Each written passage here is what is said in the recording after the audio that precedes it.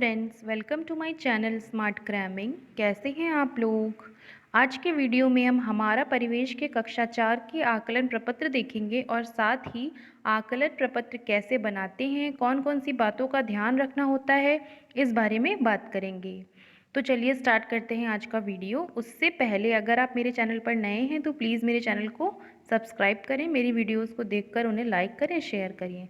तो चलिए स्टार्ट करते हैं आज का सेशन। सबसे पहले हमें देखना है कि हमें आकलन प्रपत्र जो है उसमें कितने क्वेश्चंस रखने हैं और कौन कौन से क्वेश्चन होंगे और कितने मार्क्स का पेपर होगा। हमें कक्षा 3 से 5 तक के लिए 15 प्रश्नों का आकलन प्रपत्र बनाना है, जिसमें से 10 प्रश्न होंगे वास्तुनिष्ठ मतलब टिक करने वाले और 5 प्रश्न होंगे आत्मनिष्ठ मीन्स लिखने वाले। और अंक कितने होंगे? 45। इसका मतलब ये है कि प्रत्येक प्रश्न जो है वो 3 अंक का होगा। और कक्षा 6 से 8 के लिए हमें 25 प्रश्नों का आकलन प्रपत्र बनाना है, जिसमें से 20 प्रश्न होंगे वस्तुनिष्ठ और 5 प्रश्न होंगे आत्मनिष्ठ। और पूरा पेपर जो है, पूरा आकलन प्रपत्र जो है वो 75 मार्क्स का होगा। और हमें उसके बाद बच्चों का पेपर कराना है। उसके बाद हमें समूह बनाने हैं, ए बी और सी, ये 3 समूह हमें बनाने हैं। इन्हीं समूहों को बनाने के लिए हमें आकलन प्रपत्र बनाने पड़े ताकि हम बच्चों का टेस्ट कर सकें। तो फिर हम 3 नंबर उन बच्चों को देंगे जिन्होंने क्वेश्चन जो है वो पूरा सही किया। इसका मतलब ये है कि उन्हें लर्निंग आउटकम पूर्णतया प्राप्त हो गया है। और 2 से 1 नंबर हम उन बच्चों को देंगे, उस क्वेश्चन में देंगे जिसमें वो उन्होंने थोड़ी बहुत मिस्टेक की, उन्हें लर्निंग आउटकम आंशिक प्राप्त है। और जिनको ज़ीरो मिलेगा क्वेश्चन में, वो लर्निंग आउटकम उनको बिल्कुल भी प्राप्त नहीं है। इन सब चीज़ों को जानने के लिए हम आकलन प्रपत्र बनाएंगे और आकलन प्रपत्र बनाने में हमें इन्हीं सभी बातों का ध्यान रखना है। और हमें ये भी ध्यान रखना है कि जैसे हम कक्षा 3 का आकलन प्रपत्र बना रहे हैं तो उसमें जो प्रश्न होंगे वो कक्षा 1, 2 के लर्निंग आउटकम्स पर आधारित होंगे और हम कक्षा 3 के लर्निंग आउटकम्स को भी उसमें शामिल कर सकते हैं। और 4 का बना रहे हैं तो उसमें 1, 2 और 3 के लर्निंग आउटकम्स होंगे। 5 का बना रहे हैं तो 1, 2, 3 और 4 के लर्निंग आउटकम्स पे बेस्ड वो आकलन प्रपत्र होगा। और चलिए अब देखते हैं फिर उसके बाद हम बच्चों का समूह निर्धारण कैसे करेंगे। कक्षा 3 से 5 के लिए समूह ए में वो बच्चे होंगे जिन्होंने 21 से 45 तक के अंक प्राप्त किए हैं। और समूह बी में 16 से 20 अंक प्राप्त करने वाले बच्चे होंगे। और समूह सी में 15 से कम अंक प्राप्त करने वाले बच्चे होंगे। और कक्षा 6 से 8 के लिए 35 से 75 अंक जो बच्चे प्राप्त करेंगे वो समूह ए में होंगे।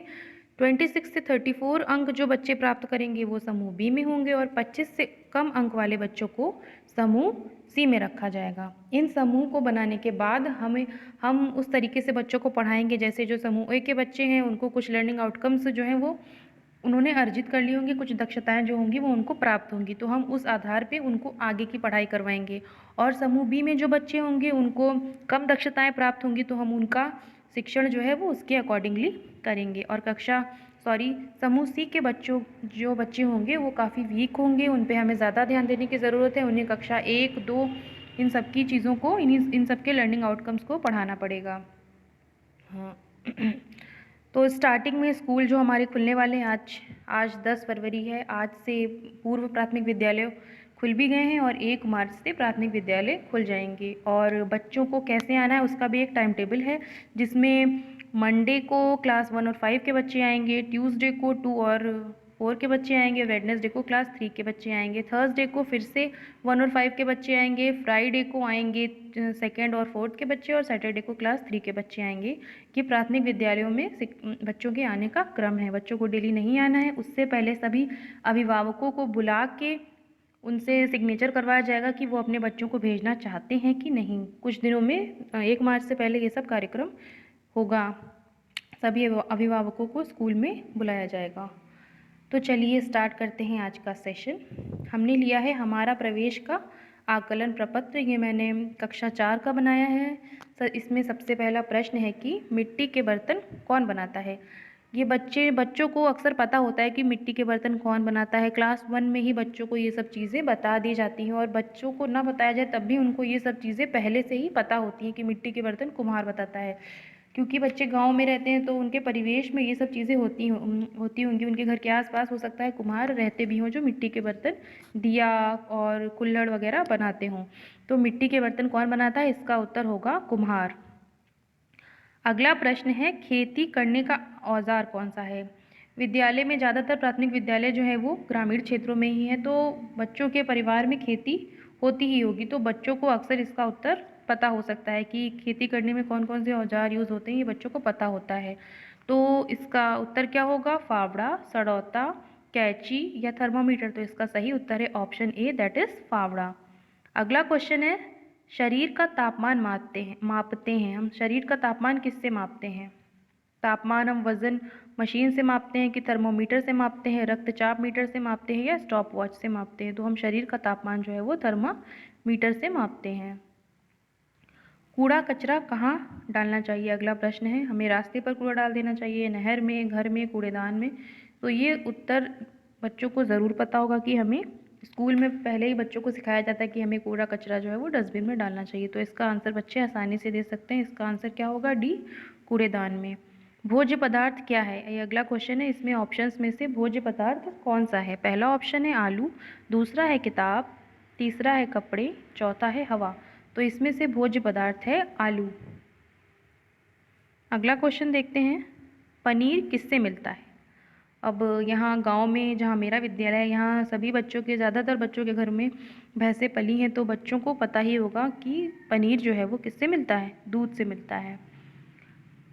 अगला क्वेश्चन है, गेहूं की कटाई किस माह में की जाती है। मैंने बताया कि ज़्यादातर बच्चों के घर में खेती का काम होता है, तो बच्चों को ये पता रहता है कि गेहूं कब बोया जाता है, कब काटा जाता है, आलू कब बोया जाता है, कब काटा जाता है। ऐसा होता है कि प्राथमिक विद्यालय में बच्चे जब आलू काटते हैं तो बच्चों की संख्या स्कूलों में कम हो जाती है, क्योंकि वो आलू निकालने, आलू खोदने चले जाते हैं। एक बार मेरी टीचिंग लगी थी तो वहाँ पर बच्चे कम आ रहे थे, तो पता चला कि आजकल आलू की खुदाई हो रही है, इसलिए बच्चे सब वहीं गए हैं। तो उस वक्त हमें ध्यान देने की ज़रूरत है कि बच्चों को हमें स्कूल में बच्चों की अटेंडेंस मेंटेन रखनी है। उन्हें इन सब कामों को नहीं करने देना है, क्योंकि अभी वो छोटे हैं, उनका मुख्य काम पढ़ाई करना है। तो गेहूं की कटाई किस माह में की जाती है, इसका सही आंसर क्या होगा, अप्रैल में। अगला क्वेश्चन है, ऊन किससे मिलता है। पहला ऑप्शन है भैंस से, भेड़ से, भालू से, बकरी से। इसका उत्तर भी बच्चे आसानी से दे सकते हैं कि ऊन हमें भेड़ से मिलता है। अगला क्वेश्चन है, शाकाहारी जंतु है। बच्चों को शाकाहारी जंतु और मांसाहारी जंतु के बारे में पढ़ाया जाता है, और इसमें ऑप्शंस दिए गए हैं, खरगोश, शेर, कुत्ता और लोमड़ी। तो इसका सही आंसर है खरगोश।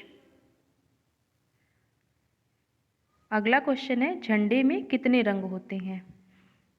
ये प्रश्न तो बहुत ही आसान है, क्योंकि बच्चे कक्षा में इस विद्यालय में 15 अगस्त 26 जनवरी पे झंडा देखते ही होंगे, तो वो इस प्रश्न का उत्तर आसानी से दे सकते हैं। इसका सही जवाब है सी, 3। अगला प्रश्न है, तुम्हें कौन सा त्यौहार सबसे अच्छा लगता है। इस प्रश्न के कई उत्तर हो सकते हैं। सब बच्चों का पसंदीदा त्यौहार अलग अलग हो सकता है। कुछ बच्चे होली को लिख सकते हैं, कुछ दिवाली, कुछ ईद, कुछ रक्षाबंधन, कुछ क्रिसमस डे, एट्सेट्रा एट्सेट्रा। अगला क्वेश्चन है, चारों दिशाओं के नाम लिखो। इसमें हो सकता है बच्चे सही लिखें, हो सकता है बच्चे गलत लिखें, हो सकता है बच्चों के लिखने में स्पेलिंग मिस्टेक्स हो सकती हैं इसमें। तो इसका आंसर तो आप जानते ही हैं, उत्तर, दक्षिण, पूर्व और पश्चिम। अगला क्वेश्चन है, आपके परिवार में कितने सदस्य हैं। इस प्रश्न का उत्तर भी सभी बच्चों का अलग अलग होगा। किसी के परिवार में 3 सदस्य होंगे, किसी में 4, किसी में 5, किसी में 10, किसी की जॉइंट फैमिली है तो बड़ा परिवार भी हो सकता है। अगला प्रश्न है, आपके घर के आसपास कौन कौन से पेड़ लगे हैं। इस प्रश्न के कई उत्तर हो सकते हैं। कुछ के घर के आसपास हो सकता है पेड़ ही ना लगे हों, कुछ के घर के आसपास हो सकता है आम का, नीम का, अमरूद का, एट्सेट्रा एट्सेट्रा, कोई भी पेड़ लगे हो सकते हैं। तो ये रहा हमारा परिवेश का आकलन प्रपत्र। ये मैंने काफ़ी इजी ही बनाया है। बच्चों की समझ के हिसाब से हमें आसान ही आकलन प्रपत्र बनाने हैं, क्योंकि ये कक्षा 3 का है, तो ये कक्षा 1 और 2 की दक्षताओं पर आधारित है। तो हमें इसी प्रकार से आकलन प्रपत्र बनाने हैं। मैं आशा करती हूँ कि आपको मेरा वीडियो अच्छा लगा होगा, आपको पता चला होगा कि आकलन प्रपत्र कैसे बनाना है, किन किन बातों का ध्यान रखना है। मैं अगली वीडियो में और आकलन प्रपत्र आपको दिखाऊंगी, साथ ही टीचिंग प्लान्स का भी मैं वीडियो लाऊंगी, और वर्कशीट्स भी मैंने ढेर सारी बनाई है, वो भी मुझे आप लोगों के साथ शेयर करनी है।